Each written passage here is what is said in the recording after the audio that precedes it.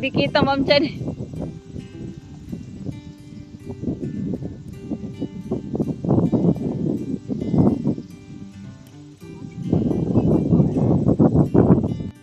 Hello po mga ka-farmland. Magandang hapon po. Ito po ang pangatlo kong tripping ngayong after kong mga anak. Ito po kami sa Paitay, Laguna. At ayan po si ma'am, ang aking buyer na nakasolo lang. Galing pong Batangas. Matyaga siyang nag-drive. Nakaisa. Walang kasama kundi yung kanyang alagang aso.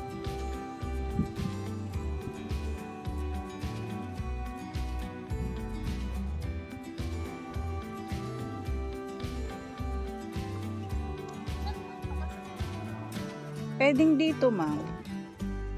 Pwedeng dito. Tapos, pwedeng doon. Ito yung sabi mo flat na. Ay, Oo. saan yung bahay po yan? Doon Kasama sa kamag-anak. Hindi yan totally, hindi pa nga alam kung hagip tong pinakabahay na to. Kasi pa dito.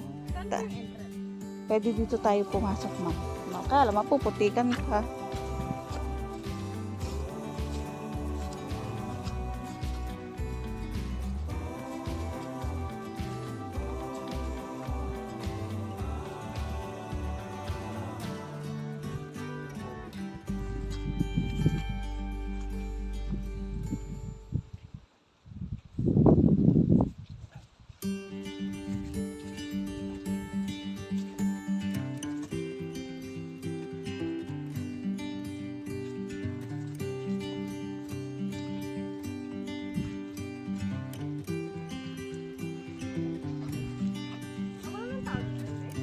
Walang tao dito. Wala nga yung nakatira eh para maipa natin, para mapuntahan natin pati yung may ilog.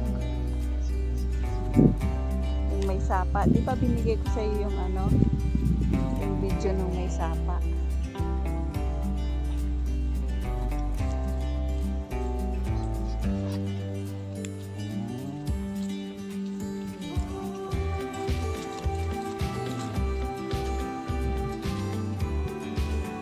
Ito po overlooking, ma'am. Kaya lang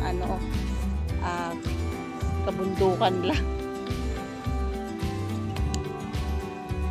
Asa ko pa po eh? Mababa Hindi. Oo, pa ganun tayo. Pa dito, pa sa dito. Kasi ayun yung poste. Ayun poste doon. Oo. Yan pa ganun. 1.5 hectares pababa to, ma'am. Pagdating naman sa baba is siya? Flat. Patag.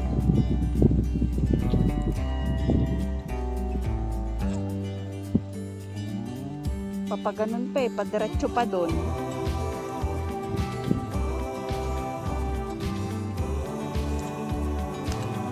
Kaya lang hindi natin makikita dito, ma'am, yung yung pinaka sa baba.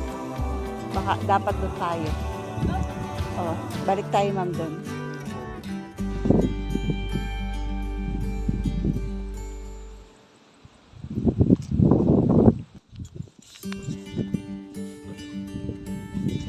Yan po, may daan dito, ma'am, sa pababa dito. Isa lang po ba yung daan? Papalabas ng ito? Dun. Oo, yun lang. Pero hindi pa kasi tapos yung ginagawa dun sa may Camp Playa. Pababa din yun ang bundok eh. So, bali ito yung isang daan.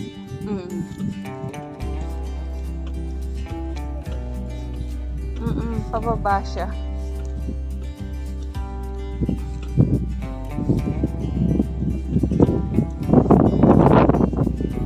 Kasi bundok.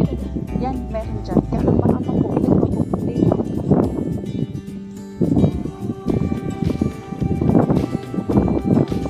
Tapos mababasa ka.